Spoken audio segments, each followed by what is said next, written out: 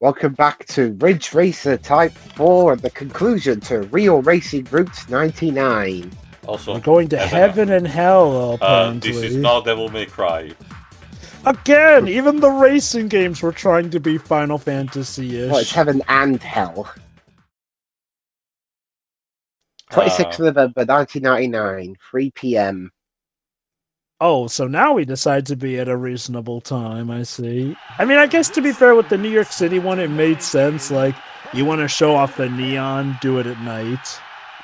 So what makes this heaven and hell, I wonder?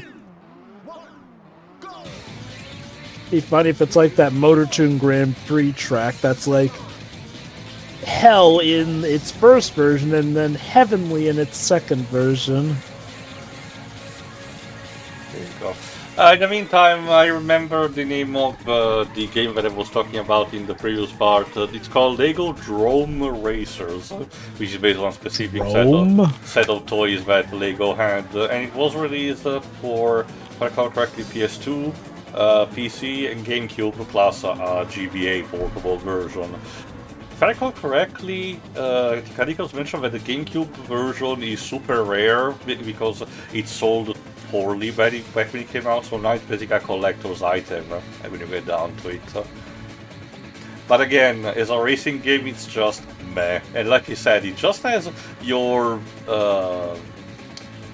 garage, supporting team completely deadpan. They do give you some tips, but they look like and sound like they just don't care. And it barely does feel like a Lego game. This is one of my favorite tracks in the game. Music tracks, I should say. Mm-hmm. Yeah, the soundtrack, at least for this game, is actually pretty solid. I don't know actually how it is for the other Ridge Racer games, but to be fair, it has been kind of sort of a staple of racing games of this type, specifically not necessarily car games, but more realistic, quote-unquote, looking, to try to pump up the soundtrack. Although Gran Turismo, if I recall correctly, always try to put up in trying to have more existing licensed songs rather than having new one being made specifically for it.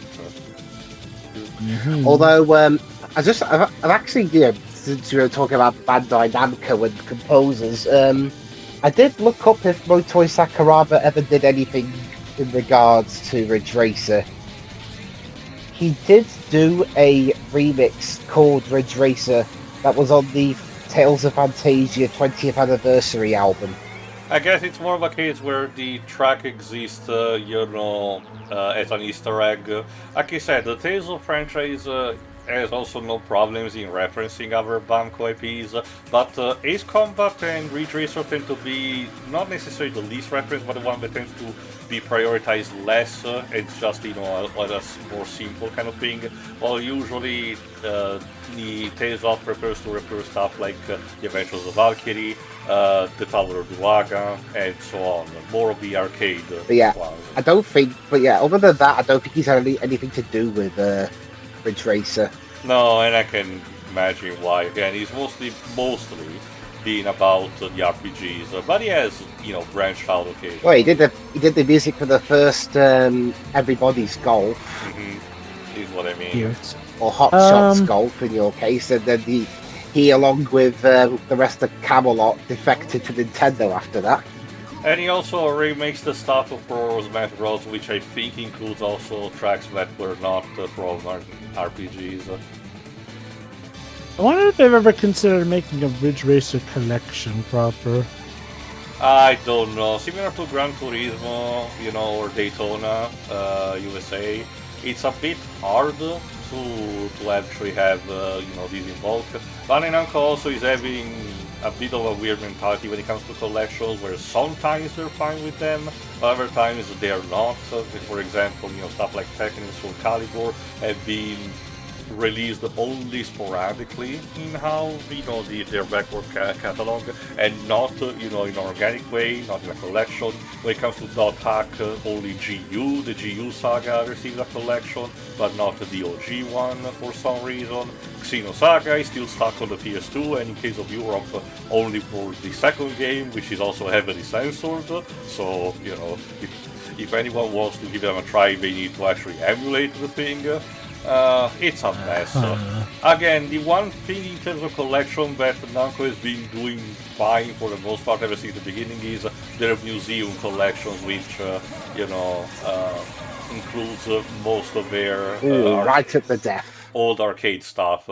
But recently we have seen stuff like the Pac-Man World games and Konoha, so who knows? We'll have to see. With the repack.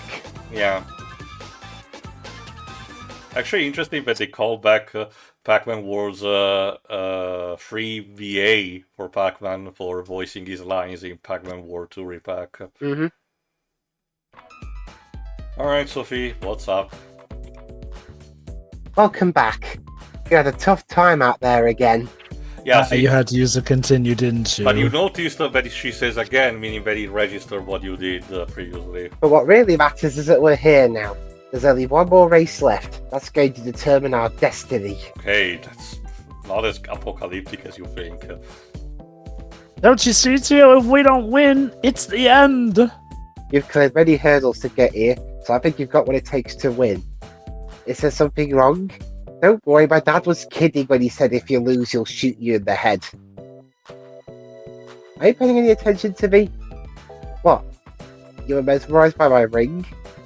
Yes. Oh. It's a gift. It's from my fiancée. Shut down if you were hoping to get with her. Ma'am, I'm just your driver. You don't need to band with me. Anyway, That said, though, yeah. New car now. Ooh. Oh, and that we're even faster, 54 miles extra. And our last race, I believe, is going to be in Los Angeles. If you don't know about the name Aquila, it means eagle. Max speed 189 miles an hour. Looks a bit like a Lamborghini, at least going off of the back It's of very it. aerodynamic. It looks very aerodynamic. Have you seen it already? Your new haircut. Ring, yes, I have. We've got a new car that's tuned for high-speed driving. Other than I determined that we would need it to win. Did you make a bet that had you cut your hair, too? This car can't be compared with any other car you've driven so far. The Speed Demon. This car is our team's final gift to you. So win without using a continue, Dwibs. The other teams have changed settings on their cars as well. Your ability to focus on high-speed driving will determine if you win. Yeah, no shit. Go fast if you want to win. And I've decided to change my hair. Excuse me? I can be fashionable and still be serious about the race. What an important I really want to character win. arc. Ma'am, I don't care. You do what you want. Come on, the final race is waiting for us. I'm not your therapist.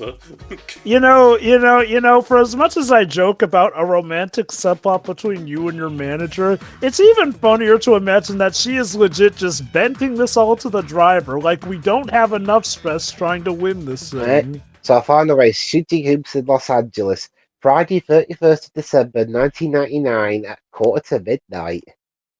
Damn. Like, what Now, is our it way to to show? bring in the new millennium. Like, we're trying to win the race and everything, and we're being hit by our manager with an episode of Coronation Street. It's like, look, this is my ring. It represents my fiance, but I'm having second thoughts about it. Tell me, driver, do you think maybe I should just cut it off? Run away from it all, essentially. I mean, it's really been weighing on my mind for so long. And wait, what do you mean you have to focus on driving? So yeah, I picked this song because very fitting as the theme tune for the game. So it's like a final boss. And Although as that you is- can see, the design of the track is actually very simple. It has is 6 kind of laps. it is kind of neat that they imply that you're ringing in the new year with this being so close to midnight. Yeah, I can definitely see the fact that you're going much faster.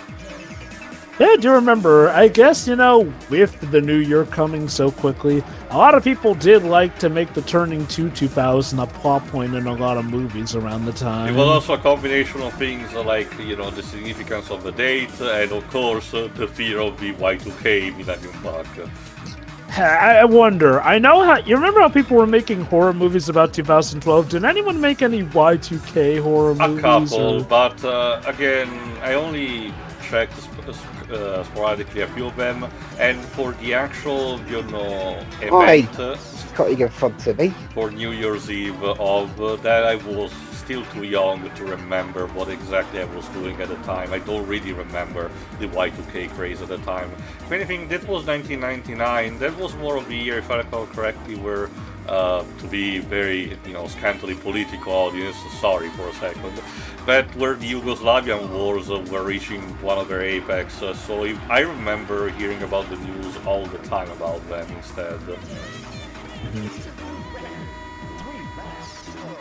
If anything, I guess I can use this for an anecdote of the time. 1999 is the year where one of my cousins actually got married.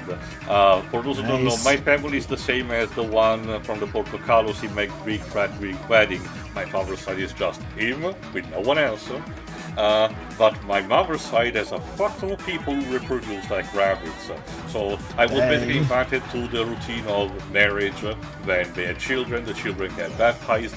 When they grow up, they do all the sacraments because, Catholic family and all, and so on and so forth. So at the marriage of this cousin, the cousins of my age, because we were 3 in total, around the same age, were asked to mention at the mass the celebration some intention, which normally used as a way to integrate part of the family in the process and everything. The other 2 were actually writing about the logical thing about having the cute fireworks. About the couple, having best wishes for the couple, but I was actually struggling because I wanted to replicate them. So during the process, my mother was telling, tell what your heart, thinks. Unfortunately, the newscast was going on, so by the day of the mass, my, intention was instead wishing for peace for the Yugoslavian war, in possibly one of the cheesiest way. My mother looked like she wanted to actually kill me. When you say cheesy, was it like, dare I say, Superman for the quest for peace? Kinda, and this is why you need to. And this is why you need to supervise what your kids are doing. And there you go. We've won Real Racing Roots. But 99. at what cost, Dwibs? Sophie has died in the meantime. Yes, right. Congratulations. You're the winner of Real Racing Roots 99. Have a Pac-Man trophy. Welcome, and then they say, motherfucker. but you use this many continues as they smack you with the number. Skill issue, bro. Yep. We did it! We finally won! This is beyond words! Except for the ones I'm just saying. I have to call up my grandfather and father. Oh, before that, merci beaucoup. Ooh, I say it. French. Yes, sir. It's kind of embarrassing, but I think I've become more of an adult by being in this Grand Prix. Yes, the true journey that we accomplished together. Well, I got a new hairstyle. This is kind of personal, but I decided to get married. Is a lucky man? I he'll be my fiance, silly. We go back years and years. I'm not your therapist. Leave me alone. Also, no doubt the lucky man is your fiance. If it's not, and you have a fiance, He's not a that's stranger or anything, so I feel comfortable about it. I want to make one thing clear with him and my father. What? Even if I get married, I want to continue working as the owner of this team. Why? Because I met you here. I want to keep working with a wonderful driver like you. I hope we can work with each other again. I hope you don't talk about me too much to your husband, otherwise he's gonna think... She's French. The driver is probably the third wheel. Quite literally. Damn, that's a good point. I guess she might invite 1st me of January for some 2000. And NM Daily. Sophie Chevalier, 24, the owner of Team Triple M, held a press conference at a hotel after the victory celebration. She announced her intentions of managing the team for the next season and the contract renewal of her team's ace driver. Believe so. Yes, me. He doesn't have a name. When the press conference turned to the controversy surrounding her arranged marriage, she surprised everyone by saying, I finally know who is important in my life. More my like driver! One of you pricks, that's for sure. As she abruptly left the hushed press conference floor, she was quoted as saying, "It might be too late, but I must tell him myself." Like, Wait, you haven't told him yet? Damn. Proposition MP. Like, imagine you're holding a press conference about the victory of, of a racing track, and instead we start asking about your personal life, which doesn't remotely, tie in considerably to what happened. No, paparazzi in general. Yeah. But yeah, no, I guess her marriage is arranged, but she truly does love the guy. Like, let her That's live her nice. life. Holy shit. And I guess this is the aftermath of that Yeah, the final glorious FNB. story. Oh, are we gonna meet up with Raiko again? This is what happens to all the losing cars. They just get parked up and they just left abandoned there. What happens to a desert street after the parade is gone? They just leave them there saying, you didn't get me to the win anyway, so they don't deserve to be driven. Bye. Shoot, give me In the shape of an R. Take the R. Oh, and that's that, I guess. It's a bunch of cars parking. Remember, Jova, God. again, FMVs of this time just wanted to showcase even mundane That things. they could do it. Yeah, it's like, look at this cool CGI cutscene. Like, shoot, I'd have thought that at least the ending cutscene would like feature the main mascot Reiko in some shape or form, but no, not even her. Just look, we can park cars in full motion video. It's also a case of showcasing how the different Oh, models. Pocket Station. Yeah, this one was Pocket Station compatible in some degree. I guess it was a case of sharing models of cars potentially. It was also more of a case of about having so many different models of the car looking, on screen without seeming, too clunky. Fair enough.